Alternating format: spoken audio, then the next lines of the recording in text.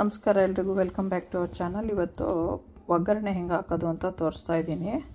ತಡ್ಕ ಅಂತಾರೆ, ಒಗ್ಗರಣೆ ಅಂತಾರೆ, ಸೀಸ್ನಿಂಗ್ ಅಂತಾರೆ, ಗಾರ್ನಿಷಿಂಗ್ ಅಂತ, ಆ ಥರ ಏನು ಬೇಕಾದ್ರೆ ಹೇಳ್ಕೊಬೋದು. ಬಟ್ ನಾವು ಒಗ್ಗರಣೆ ಅಂತೀವಿ. ಅದು ಏನು ಮಾಡೋದು ಅಂತ ತೋರಿಸ್ತೀನಿ. ಫಸ್ಟು ಎಣ್ಣೆ ಒಂದು 2 ಸ್ಪೂನ್ ಹಾಕ್ಕೊಂಡಿದ್ದೀನಿ. ಈಗ ಸ್ಟವ್ ಆನ್ ಮಾಡ್ತೀನಿ. ಮೀಡಿಯಮ್ ಹೀಟಿಗೆ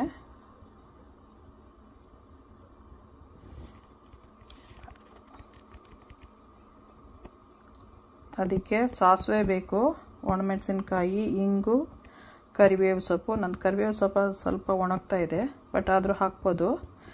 ಹಸಿ ಇದ್ದರೆ ಬೇಗ ಹಾಳಾಗೋಗುತ್ತೆ.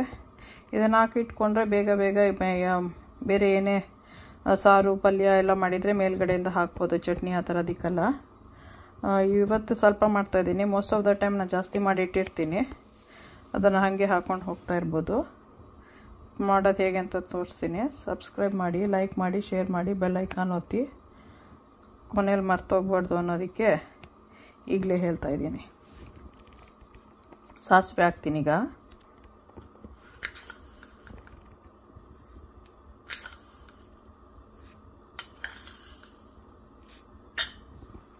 ಚಟ್ ಅಂದಮೇಲೆ ಆಫ್ ಮಾಡ್ಬೋದು. ಇದೊಂದು 2 ಹಾಕ್ತಾ ಇದ್ದೀನಿ ಕಟ್ ಮಾಡಿಬಿಟ್ಟು. ಅದು ಕಾಶ್ಮೀರಿ ಚಿಲ್ಲಿ. ನಿಮ್ಮ ಹತ್ರ ಗುಂಟೂರು ಇದ್ದರೂ ಓಕೆ, ಬ್ಯಾಡಗಿ ಇದ್ದರೂ ಓಕೆ, ಹಾಕ್ಕೋಬೋದು. ನಾನು ಇವಾಗ ಇದನ್ನು ಹಾಕ್ತಾಯಿದ್ದೀನಿ. ಸ್ಪೂನಲ್ಲಿ ಸ್ವಲ್ಪ ಮಿಕ್ಸ್ ಮಾಡ್ತೀನಿ.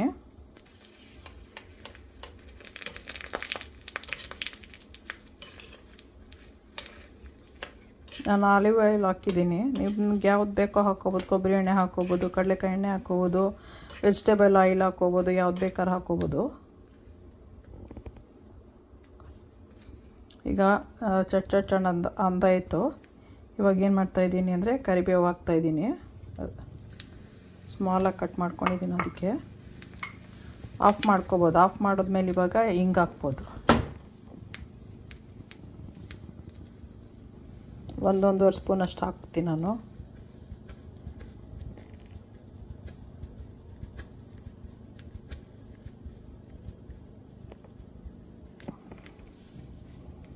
ಮಿಕ್ಸ್ ಮಾಡಬೇಕು. ಆಫ್ ಆಗಿದೆ, ಅದೇ ಎಣ್ಣೆಲಿ ಆಗುತ್ತದು. ಇವಾಗ ರೆಡಿಯಾಗಿದೆ. ಯಾವಾಗ ಬೇಕೋ ಆವಾಗ ಹಾಕ್ಕೋಬೋದು ಅದನ್ನು. ಓಕೆ, ಬಾಯ್.